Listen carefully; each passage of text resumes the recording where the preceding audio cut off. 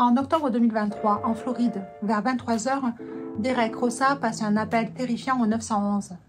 Il dit que sa mère est décédée et il admet que c'est lui qui l'a tuée. Il demande à ce que la police arrive au plus vite parce que sa petite sœur d'à peine 2 semaines dort dans son berceau. Il a peur qu'elle se réveille, et nous aussi. Bonjour à tous et bienvenue sur ma chaîne avec Malice. Aujourd'hui, pas de procès. C'est une affaire criminelle qui s'est passée il y a 1 an et durant cette année 2024, j'ai attendu, mais non, rien, pas de date de procès. Mais c'est pas grave, je pouvais pas m'empêcher de raconter cette histoire. L'histoire de Derek Rosa, à peine 13 ans, qui a tué sa mère. Il a poignardé sauvagement. Et donc c'est parti pour cette histoire déchirante de Derek Rosa et ce qu'il va advenir de lui après. Nous sommes dans la ville de Hialeah, en Floride, le 12 octobre 2023. Peu après 23 h, un appel étrange est passé au 911. Une jeune voix masculine dit à la répartitrice qu'il a besoin de la police. Elle lui demande alors son adresse. Mais le jeune homme ne sait pas, il ne connaît pas son adresse, il ne sait pas où il vit. La répartitrice lui demande alors s'il y a sa mère avec lui. Mais il répond que non, il dit qu'avec lui il n'y a que sa petite sœur. Mais elle dort. Le jeune homme semble perdu. Et la répartitrice essaye de l'aiguiller. Elle lui demande de regarder derrière la porte s'il y a un numéro. Et ensuite, d'aller voir dans le courrier, si par hasard il n'y aurait pas l'adresse. Et c'est ce qu'il fait. Et quand il s'évertue à essayer de lire l'adresse, cela semble extrêmement difficile. I think I found this mail. Okay, what does the mail say? Address. I think I found it. May I have it, please? I don't know how to read it though. That's fine. Just give me numbers. Whatever you A see. mail. En tout, cela prendra 4 minutes pour avoir une adresse ou envoyer la police en urgence. Les policiers mettront à peine 6 minutes pour arriver sur place. Après avoir donné son adresse, Derek Rosa s'identifie et il explique qu'il a poignardé sa mère. I need to know if your mom is breathing. She's dead, miss. Blood all over the floor. De suite, la répartitrice lui demande où est le couteau. Et il commence sa phrase en disant qu'il a posé le couteau, mais qu'il va aller vérifier. Et après avoir fait quelques pas, il commence à s'affoler, à s'agiter. Il ne retrouve plus le couteau. Il ne sait pas où il est. La répartitrice arrive à le calmer et elle lui demande où c'est qu'il a frappé sa mère. You cut her neck? Where else did you stab her other than cutting her neck? Il dit dans le cou et dans le visage. Alors elle lui demande si les ambulanciers arriveront à aider sa mère. Mais pour lui, c'est catégorique. Sa mère est morte. Durant cette conversation avec la répartitrice, Derek fluctue entre le calme et le stress et l'agitation. La répartitrice arrive à chaque fois à le structurer, à le calmer. Et même s'il semble en possession de tous ses moyens, Derek passe du coq à l'âne en permanence. À un moment donné, alors qu'il parle avec la répartitrice, Derek aperçoit le couteau et il est tout étonné. There's a knife in my room and there's a gun in the living room. Okay, I need you to stay away from them. Can you put them in a safe place away from where the officers can see them? De suite, la répartitrice lui dit qu'il faut qu'il reste loin des armes, surtout quand les policiers vont arriver. Et alors qu'il commence à parler, d'un coup, il pousse un cri. Can you put them away? So where do I... Ah! Shit, I'm sorry. I saw ça. Et puis, il s'excuse à la répartitrice. En fait, dans la chambre de sa mère, il y a un sac dans le placard qui est tombé. Et ça lui a fait peur, ça lui a fait extrêmement peur. Derek a la trouille. Et ça, c'est vraiment étrange parce que c'est lui la menace à ce moment-là. Et il ne s'en rend pas compte. Il ne le réalise pas. Ensuite, la répartitrice passera les 2 dernières minutes à expliquer à Derek ce qu'il doit faire quand la police arrive. Et c'est très important parce qu'il ne doit pas se mettre en danger. Elle lui explique bien qu'il ne doit rien avoir dans les mains. Il lui demande s'il peut avoir le téléphone. Elle lui dit que oui. Il lui demandera plusieurs fois. Derek veut être sûr d'avoir bien compris les consignes. Et puis, d'un coup, il commence à s'agiter. Il explique que si sa petite sœur se réveille, qu'est-ce qu'il doit faire? Est-ce qu'il doit la prendre dans ses bras? Est-ce qu'il peut? Est-ce qu'il peut? La répartitrice arrive à le calmer. Mais il recommence à s'agiter. Il a peur. Il explique que son beau-père, Frank Ramos, travaille de nuit. Et quand il va arriver, il va se retrouver face à une scène de crime. Et personne ne sera là pour lui expliquer ce qu'il s'est passé. La répartitrice le rassure, elle lui dit que les policiers seront là. Il n'a pas besoin de s'inquiéter pour ça. Et puis Derek continue, mais il n'est plus calme ni agité. Maintenant, il est triste.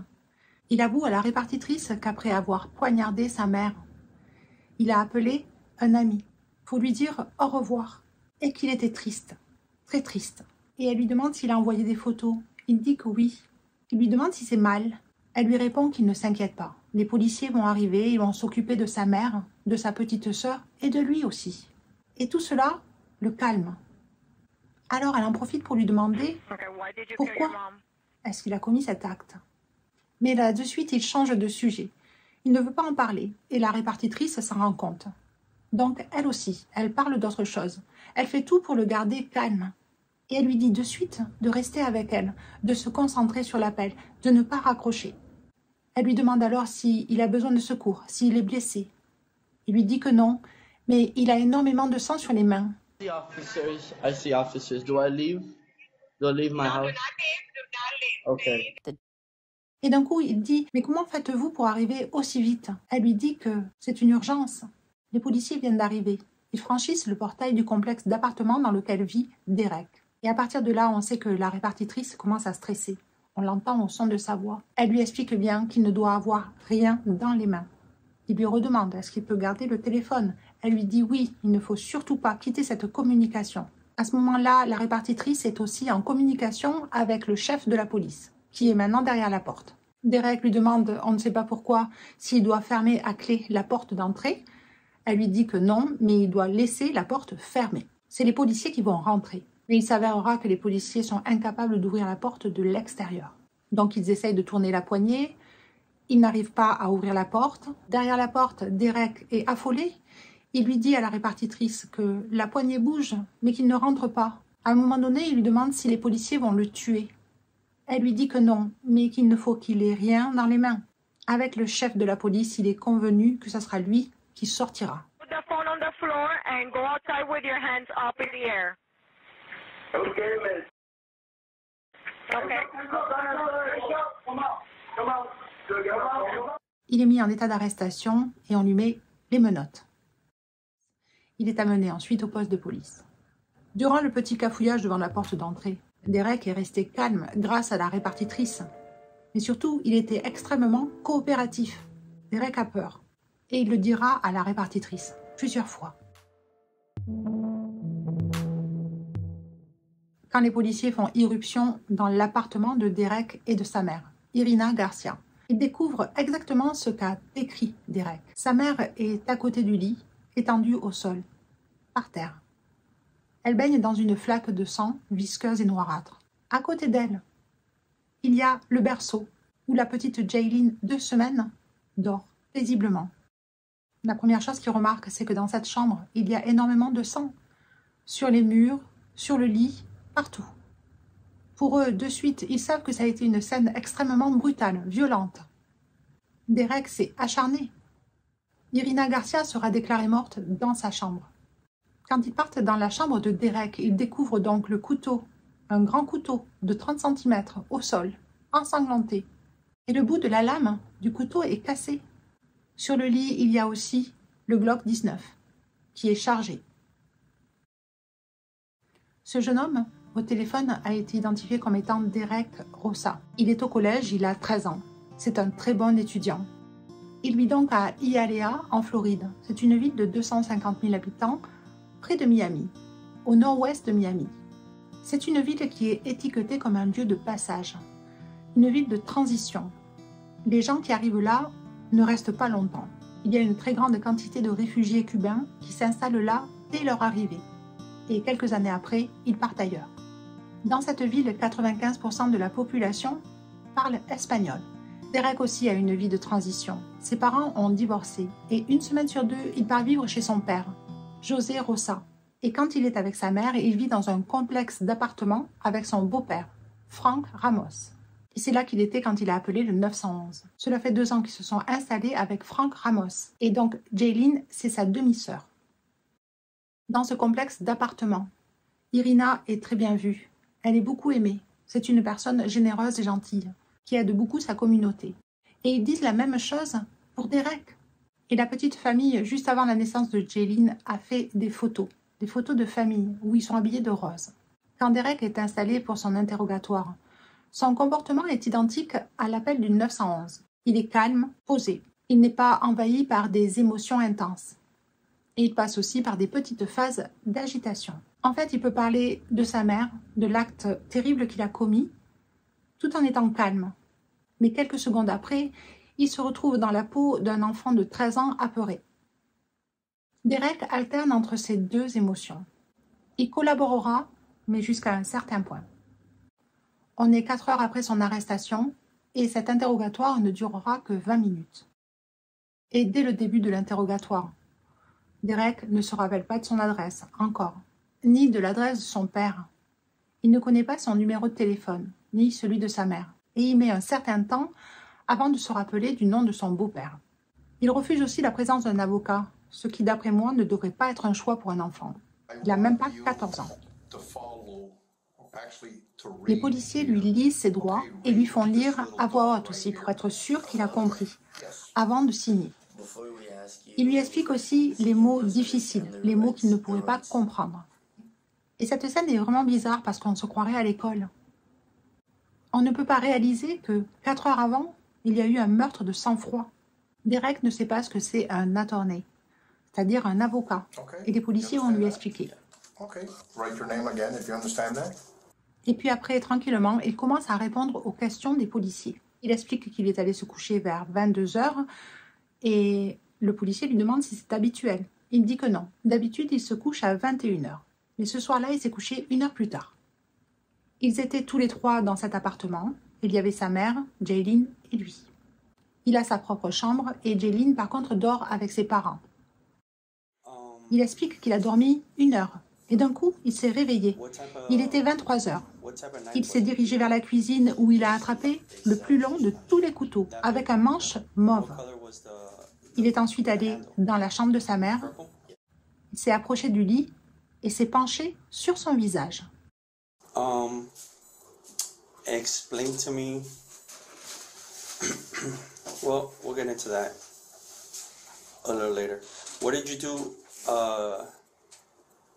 after you killed her? Le policier l'arrête là dans ses explications. Il ne veut pas qu'il aille trop loin et qu'il se ferme. Donc, il parle d'autre chose. Il lui demande ce qu'il a fait après les événements tragiques. My stepdad he owns 2 guns. He has a Glock 19. Okay. And then, I don't know what it's called, another one. Okay. Derek explique que son beau-père a 2 armes à feu. Une qu'il prend avec lui quand il part sur les routes, il est chauffeur routier. Et une autre, un Glock 19 qui est dans le placard de la chambre parentale. Il est allé la chercher dans le placard. I grabbed the gun. I put the magazine in the gun.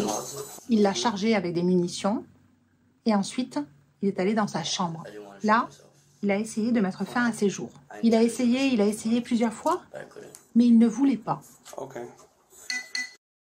Donc, il a décidé de texter un ami. Il a envoyé 2 photos de sa mère, allongée au sol, et une photo de lui, où il semble joyeux, mais il a du sang sur les mains. Son ami ne le croit pas. Alors Derek l'appelle. Il lui explique ce qu'il a fait. Et à un moment donné, il lui dira qu'il est triste, très triste. I decided to call my friends to tell them what happened.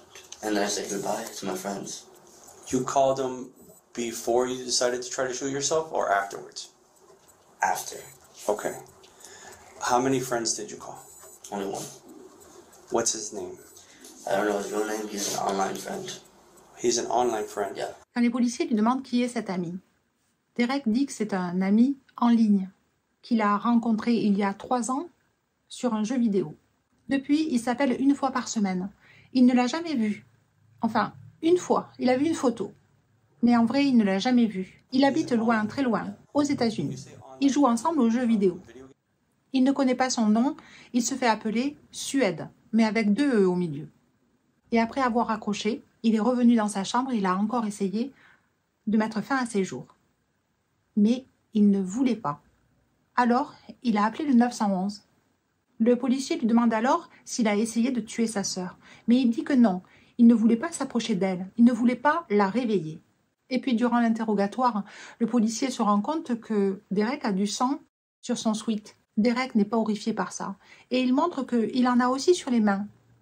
Le policier ensuite revient sur le moment crucial du meurtre et demande à Derek d'expliquer ce qui s'est passé.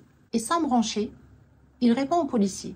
Il s'est approché du lit, il avait le couteau à la main. Quand il était à la hauteur de sa mère, il s'est rendu compte qu'elle dormait. Il a penché son visage vers le sien. Et il s'est mis à crier des insanités. Elle s'est réveillée et elle aussi s'est mise à crier. Il a commencé à frapper. Where exactly did you cut her? At first, I cut her right here. In her neck? It's like a type of vein that goes to your neck right here on both sides. And Okay. you stab here, a lot of blood sprays out right Do here. you know what that's called? Like an artery or something. An artery? Yeah. Okay. And you purposely went for the artery? When you cut her? Not purposely, I just went for the neck, but I hit the artery. Okay. Il explique donc sans broncher qu'il a frappé sa mère dans le cou, à un endroit où il savait qu'il y avait une artère. Il explique aussi que quand on frappe à ce niveau-là, il y a énormément de sang qui jaillit. Et là, le policier lui pose la question à $1 million. Pourquoi? Pourquoi est-ce qu'il a fait ça? Why did you stab your mom? Can I go to the bathroom before I answer that? Yes, of course. Et c'est à ce moment-là que Derek dit qu'il veut aller aux toilettes. Il partira 2 minutes et demie et à son retour, au niveau stratégique, le policier s'est dit qu'ils allaient parler d'autre chose. Il lui demande donc quelle console il a dans sa chambre, à quel jeu il joue. So you were about to tell me the why. Why did you kill your mother? Do you know? Do I have to say it now? Yeah, get it off your chest. I Absolutely. can wait for a lawyer. Et il demande un avocat. L'interrogatoire se finit à ce moment-là. Il est 3h05 du matin, le 13 octobre 2023. Donc Derek n'a jamais caché le fait qu'il ait tué sa mère, avec une arme, qu'il l'a poignardée plusieurs fois. Mais par contre, il ne veut pas dire pourquoi, du moins pas maintenant. Donc les policiers enquêtent sur Derek. Ils veulent comprendre comment un enfant de 13 ans peut avoir commis un acte aussi atroce. En plus, le médecin légiste a dévoilé ses constatations. Irina a reçu 46 coups de couteau, au niveau du cou, du visage et du torse. Le morceau de lame brisée du couteau a été retrouvé dans une des plaies qu'avait Irina. Cet enfant a frappé, avec force, et surtout avec rage.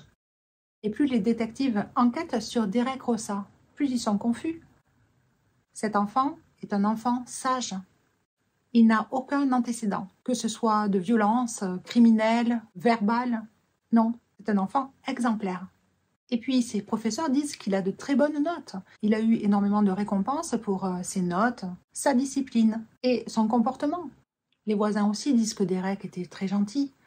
Il aidait énormément sa mère, surtout quand elle était enceinte. Il était très attentif et aidant envers elle. Et puis les voisins témoigneront aussi que dans l'appartement des Ramos, il n'y a jamais eu de dispute, de bruit. Et pourtant, les murs sont comme des papiers. Derek ne faisait pas de colère, il ne claquait pas les portes, il ne se disputait pas avec sa mère et son beau-père. Et quant à la famille de Irina Garcia, ils diront la même chose. Derek était un enfant sage, attentionné. Ils ne peuvent pas croire qu'il ait fait un acte pareil. Ce n'est pas possible. Et ils le soutiendront. Ils le soutiennent avec force, vigueur et beaucoup d'amour. Même les parents d'Irina. Tout le monde dit la même chose et il n'y avait aucune tension dans cette famille. Cela n'aurait jamais dû arriver. Et donc la famille de Derek lui prend un avocat, un très bon avocat, José Bess. C'est un avocat très réputé qui a décidé de défendre Derek pro bono, c'est-à-dire gratuitement, enfin, juste payé par l'État, comme si c'était un avocat commis d'office. Et il est connu pour avoir défendu Casey Anthony. Sa famille est très inquiète pour Derek. Et il n'arrive pas à admettre qu'il ait pu tuer sa mère. Quand il est mis en prison, de suite, l'État le fait voir par un psychiatre. Et l'avocat de Derek décide aussi qu'il doit avoir un autre psychiatre, pas celui de la prison. Derek voit 2 psychiatres et donc il y a 2 diagnostics différents. Pour le psychiatre de la prison, Derek est atteint d'un TDAH, un trouble de déficit de l'attention. Avec ou sans hyperactivité, cela n'est pas précisé. Et le deuxième diagnostic Derek avec un trouble du spectre de l'autisme.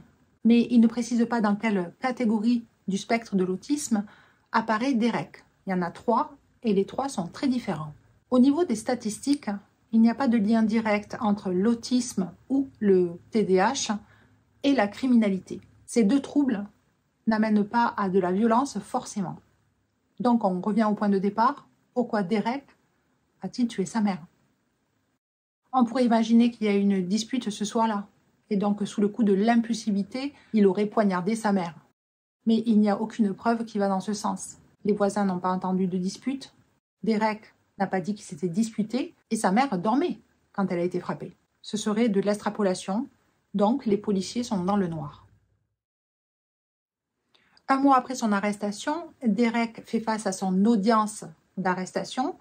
C'est le moment où le procureur doit donner toutes ses preuves et donc les raisons pour lesquelles on doit garder le suspect en prison. Et là, on apprend beaucoup de choses. Les policiers ont réussi à créer une chronologie de la soirée. Ils se sont aidés de la caméra qu'il y a dans la sonnette de la porte d'entrée et du babyphone qu'il y a dans la chambre de Irina Garcia. On sait qu'à 20h22, Derek est sorti et on peut voir Irina assise sur un fauteuil dans son salon. Elle a le bébé Jaylin dans les bras. Sans doute qu'elle est en train d'allaiter. Elle parle à Derek et le bout de la conversation a été enregistré par la caméra. Irina est en train d'aviser son fils de ne pas courir. Et Derek se retourne vers elle et lui dit « Mais pourquoi est-ce que tu me demandes toujours de ne pas courir ?» Cet échange ne peut pas expliquer ce qui s'est passé 2h30 après. Quelques minutes après son départ, Derek revient. 1h30 après cette scène, à 22h23, la caméra du babyphone montre que Irina est dans son lit avec le bébé dans les bras. Elle lui fait des câlins. Et on sait que pendant les 37 minutes qui ont suivi, elle a reposé son bébé dans le berceau et les deux se sont endormis. Et à 23h, le babyphone montre que Derek est en train de poignarder sa mère. Et le policier qui viendra à la barre à l'audience explique qu'à ce moment-là, Derek a insulté sa mère avec des propos homophobes. Ils ont découvert aussi que ce n'était pas un instant d'impulsivité. À 18h, Derek a fait des recherches sur Internet. Est-ce qu'un petit couteau peut tuer quelqu'un? Est-ce qu'un couteau peut transpercer les os? Où sont les endroits où il y a le plus d'artères et de veines? Pour les policiers, il y a maintenant un acte de préméditation. À la fin de cette audience, Derek sera inculpé pour le meurtre au premier degré sur sa mère Irina Garcia. Et il est transféré de la maison de correction juvénile vers un pénitencier. Il a été décidé qu'il soit jugé maintenant comme un adulte. Et durant cette audience, les avocats annoncent que Derek Rosa plaide non coupable. Et pendant les mois qui suivent, son avocat se bat pour que Derek revienne dans une maison de correction pour jeunes. Il n'a que 13 ans. Il est petit, frêle. Il explique qu'il joue encore avec des jeux pour enfants. Certes, il a commis un crime d'adulte, mais dans son cerveau, c'est un enfant. Et d'après moi, et ça c'est mon opinion, je pense que c'est une injustice de mettre un enfant de 13 ans, à peine 13 ans, dans une prison avec des hommes. Derek Rosa est un enfant, qu'on le veuille ou non. Et puis surtout, il n'a pas été inculpé. Son procès n'est pas passé. Il n'est pas coupable pour l'instant. Il devrait rester en maison de correction pour adolescents, au moins jusqu'au procès. Il y a la présomption d'innocence. Et réellement, on ne sait pas trop ce qui s'est passé ce soir-là. Est-ce que Derek allait bien? D'après moi, ses avocats vont plaider l'incapacité mentale, la folie, et il pourrait gagner. Et résultat, pour sa sécurité dans ce pénitencier, il est mis en isolement, tout le temps. Il y a un gardien devant sa cellule, au cas où. Il a droit à 1 heure de cours par jour. Et depuis que son avocat s'est battu, il peut sortir 1 heure par jour pour jouer au basket avec un autre jeune. Parce que Derek, dans cette prison qui s'appelle Metro West, c'est le plus jeune. Je ne diminue en rien les actes qu'il a causés. Mais nous, la population, on ne peut pas se mettre à la même hauteur que lui. Derek n'a pas 16 ou 17 ans. Et en plus, quand on l'entend parler, on dirait un enfant de 8-9 ans. Il ne se rappelle pas son adresse, du nom de son beau-père. Cet enfant a l'air perdu.